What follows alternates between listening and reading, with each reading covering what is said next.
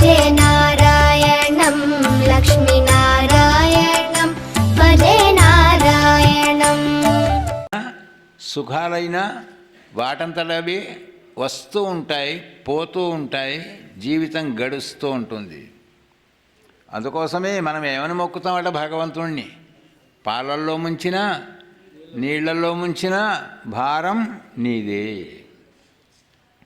ఆ భారం నీదే అనేవాడిని పేరు యోగి అంటారు. యోగి తన మీద ఏం పెట్టుకోడండి, భగవంతుని మీద భారం పెట్టినవాడు యోగి. అంటే ఏ పని చేయకుండా ఊరికే కూర్చోండి కళ్ళు మూసుకునేవాడు యోగి కాడు. చేసే పని చేయాలి, భారం ఎవరి మీద పెట్టాలి? భగవంతుని మీద. ఆ యోగాన్ని ఎట్లా కలిగింపజేస్తాడో యోగులకు కూడా అర్థం కాకుండా చేస్తాడటండి. ఆయన యోగి, మనకు యోగాన్ని ఇచ్చేవాడు. కానీ యోగులకు కూడా ఆలోచిస్తే అర్థం కాదట ఆయన ఏం చేస్తాడు. అందుకోసమే నీకు ఎత్ర యోగీశ్వర కృష్ణ అన్నారు. యోగులకు కూడా అర్థం కాని స్థితిలో తీసుకుంటాడు, ఇస్తాడు. ఇచ్చాడా ఎవరికైనా? రామాయణంలోకి వెళితే తెలుస్తుంది. జనక మహారాజు గారు బాగా గడ్డం పెంచుకున్నాడు. అంటే నాకు ఉంది అద్భుతమైన గడ్డాలు, మీసాలు, చక్కని బొట్టు, మర్యాద మాట ఇవన్నీ ఉంటుంటే పిప్పలాదుడు అని ఒక మహర్షి వచ్చాడు ఆయన దగ్గరికి. జనక రాజేంద్ర సుఖీభవ అన్నాడు. అయ్యా నన్ను రాజేంద్ర అనవద్దు, నాకు మంచిగా అనిపిస్తలేదు అన్నాడు. అదే నన్ను జనక రాజా అన్నదానికంటే జనక ఋషి అనండి అని. ఓహో ఇది కొత్త పేరా నీకు? అంటే గడ్డం ఉన్నాళ్ళందరూ ఋషులేనా? అంటే నన్ను ఋషి అంటేనే నాకు సంతోషం అండి.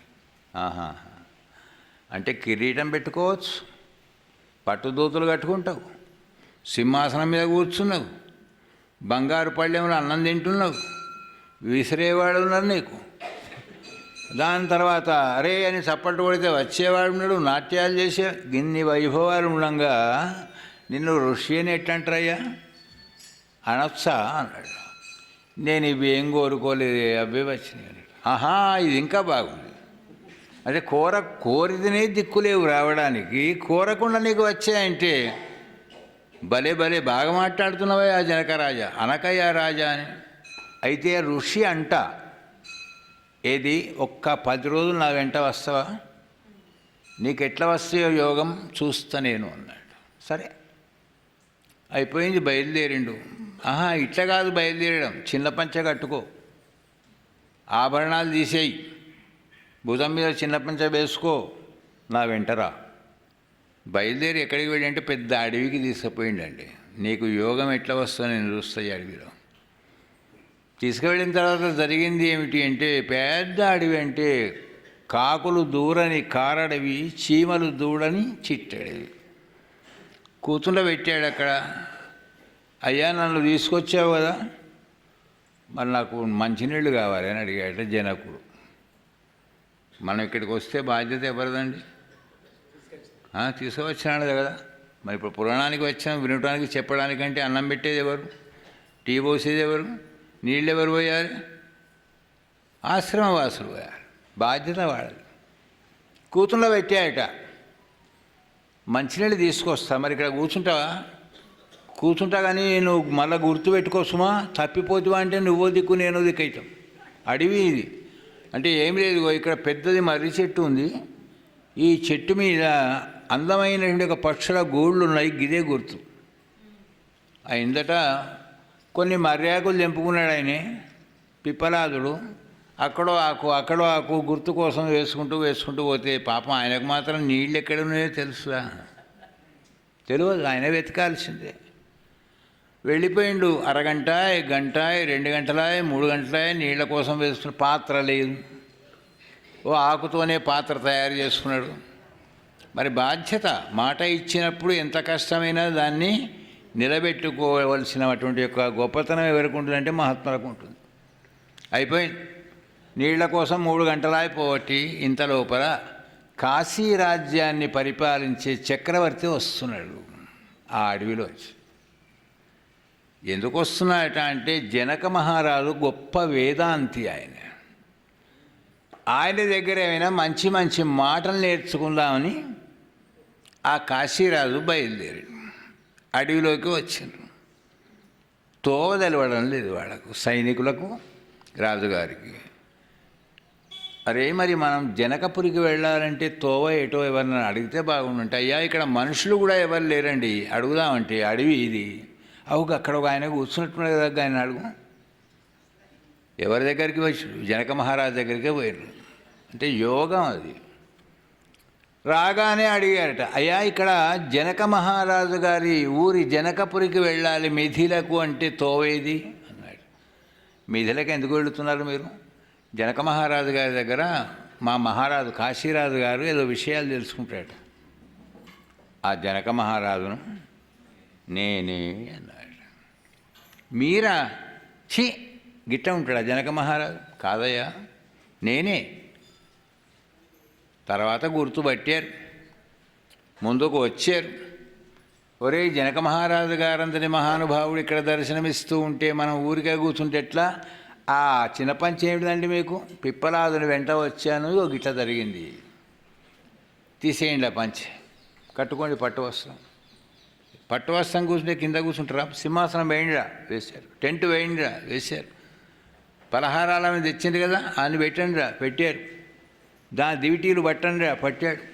నాట్యం చేయండిరా, చేస్తున్నాడు. కోలాహల త్యాగరాజ.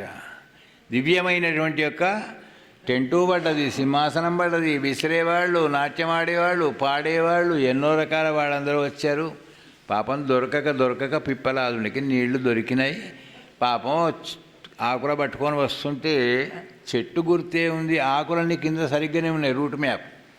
కానీ ఆ చెట్టు కింద ఉండవలసిన వాడి కంటే ఏదో వైభవం జరుగుతోంది, నాట్యాలు. అయ్యా ఇక్కడ జనక మహారాజు ఉండాలి, ఆయన లోపల ఉన్నాడయ్యా, నాట్యాలు గిట్యాలు చేస్తున్నాడు, ఇప్పుడు ఆయనతో నీకేం పని, వెళ్ళిపా అన్నాడు. ఎవరిని? పిప్పలాదు. అయిపోయి మెల్లగా తన పరిచయం చేసుకొని లోపలికి వెళ్ళిన తర్వాత, జనకరాజా అన్నట్టు, నన్ను ఋష్యనవయ్య అంట. ఎందుకంటే ఇప్పుడు తప్పకంట. కానీ నేను కోరుకోకుండానే ఇవన్నీ వచ్చాయన్నవే. ఇప్పుడు నాకు అర్థమైంది, యోగంలో ఉంటే ఎవరికైనా ఎక్కడికి వెళ్ళినా ఆ వైభవాలు వెంట వస్తూనే ఉంటాయా బాబు. నేను కూడా ఒక చిన్నపాటి యోగినే, కానీ నీ యోగాన్ని నేను గుర్తుపట్టలేనంత స్థితి. యోగీశ్వరుడే నీకు యోగాన్ని కలిగించినాడు. యోగో యోగ విధాంనేత ప్రధాన పురుషేశ్వర నారసింహవపు శ్రీమాన్ కేశవ పురుషోత్తమ. పరమాత్ముడు నారసింహవపు శ్రీమాన్ కేశవ పురుషోత్తమ. శ్రీమాన్ లక్ష్మీదేవిని ఎప్పటికీ ఎడబాయకుండా ఉండేవాడు శ్రీమాన్ అంటుంటాడు. మనం ఎడబాయకుండానే ఉంటాం. మనం లక్ష్మీదేవిని ఎడబాయకుండా ఉండడం గొప్ప విషయం కాదు. లక్ష్మీదేవి మనను ఎడబాయకుండా ఎప్పటికీ ఉండాలి, ఆమె ఉండాలి. అందుకోసం అదృష్టం దానంతది రావాలి తప్ప మనం వెతుకుంటూ పోతే అదృష్టం దొరకదు. శ్రీమాన్ ఇది 60వ కుక్కగా పుట్టుడు. ఎన్నోసారి? 60వ. నేను స్థానాచార్య, దేవుణ్ణి ముట్టుకునేవాడిని కాదు, మాల్యం ముట్టుకునేవాడు, దీపాలు పెట్టి వెలిగించేవాడిని కాదు. ఆరిపోతున్న దీపం ఇక్కడ ఆరిపోతుందేమో అనే ఉద్దేశంగా వేలు పెట్టి తోసిన దానికి, ఇంత నూనె ఇరికిన దానికి 60వ కుక్క జన్మ ఎత్తిన కనుక నా పగ చల్లారాలి అంటే ఆయన కూడా కుక్కగా పుట్టాలి. పుట్టాలంటే నేను స్థానాచారాన్ని ముట్టుకోని వాడికే ఇంత దోషం అయితే, మరి అర్చకుడైతే ఎన్ని అపచారాలు చేస్తాడు. అలా నుంచి ఒక చెంచడి నూనెనే వాడుకున్నాడు అనుకో, ఇచ్చినవి ఖర్చు పెట్టలేదనుకో, తప్పుడు గోత్రనామాలు చదివాడు అనుకో, ఇంకేదో అడిగాడు అనుకో, ఇవన్నీ ఉంటాయి కనుక అపచారాలు. నేను 60 సార్లు కానీ ఆయన 6000 సార్లు కుక్కగా పుట్టాలి, గది నా పగ అన్నట. అంటే ఎట్లా, ఎంత జాగ్రత్తగా ఉండాలి భగవంతుని యొక్క ఆరాధన విషయంలో అనేటువంటిది మనకు ఈ కథ ద్వారా చెప్తూ ఉంటాడు ఆయన. సర్వ శర్వ శివ స్థాణో భూతాదిర్నిధిరవ్యయ సర్వ. ఆయనకి ఏం పేరట అంటే సర్వేశ్వర అని పేరు. సమస్తము కూడా తానయ్యే ఉంటాడు, అంతటా ఉంటాడు, అన్నిట్లో ఉంటాడు, అన్ని వేళలా ఉంటాడు, ఎప్పుడూ ఉంటాడు. కానీ మనం తెలుసుకోగలుగుతున్నామా అంటే పక్కకున్నా కూడా ఆయన వచ్చి నిలబడ్డా కూడా మనం తెలుసుకోలేకపోతున్నాం. ఎంత దయనట భగవంతునికి అంటే ఊళ్ళో ఆలయం కట్టుకుంటేనండి రోజుకు 3 సార్లు వెళ్ళాలి దేవాలయానికి. మనం లేచినాం, మరి స్వామి లేచిండా, మరి అక్కడ సుప్రభాతం పాడిందా లేదా అని చూడ్డానికి ఒకసారి వెళ్ళాలి. మధ్యాహ్నం మనం భోజనం చేసినాం, స్వామికి నివేదన అయిందా లేదా అని వెళ్ళాలి. రాత్రిగా పడుకుందాం అనుకుంటున్నాం, స్వామికి కూడా ఏకాంత సేవ జోలపాట వాడిందా లేదా అని వెళ్ళాలి. రోజుకు 3 సార్లు వెళ్ళితే నన్ను తీసుకొచ్చి ఇక్కడ ప్రతిష్ట చేసి నాకు గుడి కట్టిన దానికి మా వాళ్ళందరూ రోజు వస్తున్నారు అంటే ఎంత ఆనందం. మన ఇంటికి కూడా స్నేహితుల చుట్టాలు ఎప్పుడు వస్తూ పోతూ ఉంటే ఎంత ఆనందం అండి. అందుకోసమే అయ్యా మరి రోజుకు 3 సార్లు పోవాలంటే కష్టం కదా. ఏం కష్టం? దేవుణ్ణి చూసుడు కష్టమా? పోయితే మీకు ఎంత లాభం అయింది అక్కడ. మన అందరికీ తీర్థం దొరికి, దర్శనం దొరికి, ఓ పువ్వు దొరికి, ఓ పండు దొరికి, ప్రసాదం దొరికి, పుణ్యం వచ్చి. అన్నీ ఇచ్చేవాడే తప్ప మన దగ్గర తీసుకునేవాడు కాదు ఆయన. అందుకోసం అన్నీ ఇవ్వడానికే ఆయన అవతరించాడు. దర్జాగా నన్ను మీ తల్లి మీద డిమాండ్ చేసినట్టుగా నా మీద కూడా డిమాండ్ చేశాడు. కానీ ఇస్తా, కానీ మనకు సందేహం, ఇస్తాడో ఇయ్యడు. గజేంద్రుడికే గంత సందేహం ఉన్నప్పుడు మనం ఎంత. వాళ్ళు కొబ్బరికాయ కొట్టిన కనుక భూమి కొనుక్కున్నారు, మనం కొట్టకపోతుంది. కారణం ఏమిటి? అది కొడితే ఇవ్వలేదు, వాడి ప్రాప్తంలో ఉంది, ఇచ్చాడు అంతే. నీ ప్రాప్తంలో ఉన్నప్పుడు నీకు ఇస్తాడు, నువ్వు అడుక్కో. నీకు అడగడమే చేతగారు. అడగడం రావాలంటే కూడా యాచన కూడా పెద్ద కడనండి. అందరూ అడిగితే ఇస్తారా? ఇవ్వరు. స్వామి రోజు వెళ్ళకపోతే శుక్రవారం వెళ్ళండి. కష్టమండి. కష్టమైతే ఏకాశి పోండి, అది కష్టమండి. పున్నవు పోండి, ఏమో తీరిక లేదండి. భగవంతుడు చూస్తాడట. పున్నవ కన్నా నాకు దర్శనం ఇవ్వరా నువ్వు అంటాడట. ఆయన ఇచ్చుడు కాదు దర్శనం, మనం ఇచ్చుడు. పున్నమకైనా రావయ్యా. పోనీ ఉత్తరాయణం ఒకసారి, దక్షిణాయనం ఒకసారి, పర్వకాలంలో పో, 6 నెలలకు ఒకసారి. ఇక వాడు వచ్చేటట్టు లేడని భగవంతుడే ఓ సేవ మీదనో రథం మీదనో బయలుదేరుతాడట. బయలుదేరి ఇంటింటికి ఆయన్నే వస్తాడు. నాయనా నువ్వు మా ఇంటికి రావడం నీకు చేతగాలేదు కదా, ఇగో నేనే మీ ఇంటికి వచ్చాను. అక్కడికి మన ప్రారంధం ఎంతదట. అయ్యగారు ఎన్ని రోజులు వెళితే సేవ? అమ్మాయి వాటి నుంచి 8 రోజులు. అయితే నేను ఎల్లుండి దర్శనం చేసుకుంటా. మీ ఇంటి ముందరికి వచ్చినా కూడా నువ్వు చూడలేకపోతున్నావే సర్వేశ్వరుణ్ణి.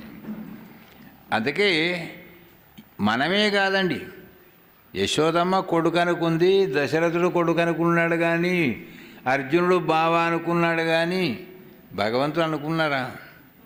అది కూడా నీ దయనే కావాలి స్వామి. నువ్వు భగవంతుడు అని మేము తెలుసుకోవాలనుకుంటే నీ దయనే కావాలి. సర్వ సమస్తమైనటువంటి వస్తువుల యందు తానే ఉంటాడు.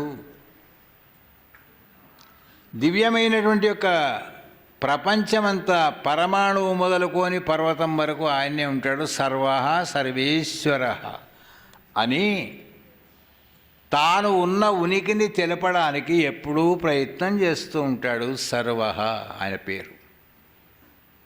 తనను తెలుసుకోవాలని ఎన్నిసార్లు ప్రయత్నం చేసిందండి.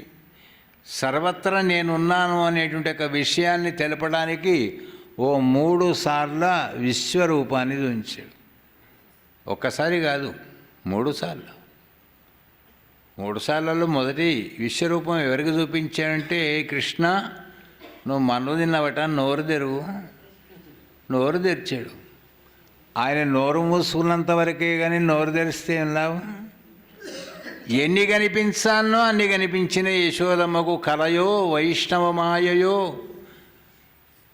ఇతర సంకల్పార్థమో సత్యమో అని బేలిపోయిందట. లోపల సమస్త నదులు, పర్వతాలు, లోకాలు, సముద్రాలు అన్నీ కనిపించే వరకు మా కృష్ణుని నోట్లో ఇవన్నీ కల్పిస్తున్నాయి ఏమిటని బేజారైపోయితే, చూపించాలని చూపించినాను కానీ నేను భయపెట్టాలని కాదు సుమా అనుకొని ఎంతసేపండి మాయ అమ్మ అన్నాయట. అనేవరకు అయిపోయింది మొదటిసారి. రెండవసారి కౌరవుల యొక్క సభకు వెళ్ళినప్పుడు చూయించాడు విశ్వరూపం. ఎవరికి చూయించాడు అంటే కళ్ళున్న యశోదమ్మకేమో మొదలు చూయించాడు. కళ్ళున్న వాళ్ళకే చూపిస్తాడా?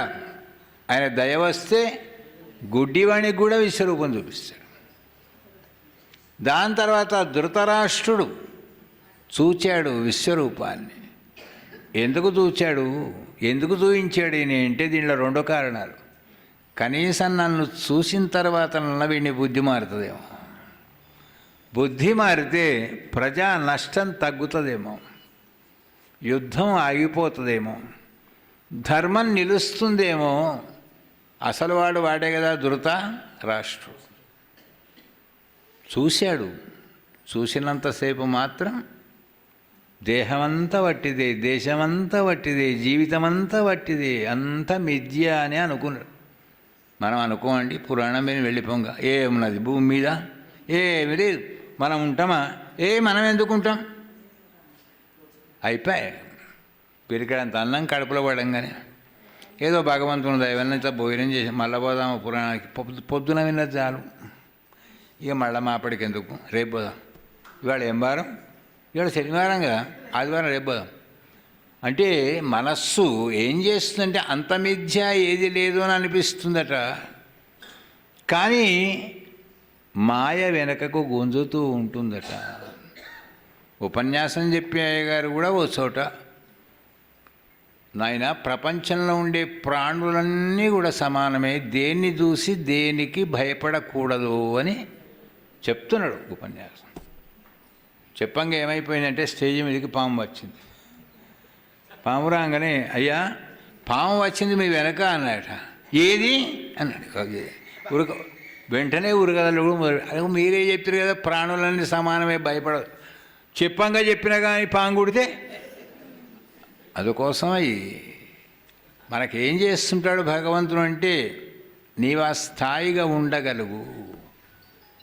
ఆ స్థాయికి వెళ్ళిన తర్వాత ఆ స్థాయికి ఎవరు తీసుకువెళ్ళాలి? నువ్వు కొంచెం ప్రయత్నం చేస్తే ఆ స్థాయి దాకా భగవంతుడు తీసుకువెళతాడు. అందుకే ఋషులు మునులు అడవులలో తపస్సు చేస్తుంటే మనం ఏం చేస్తున్నాడు? ఈగలకే భయపడుతున్నాం.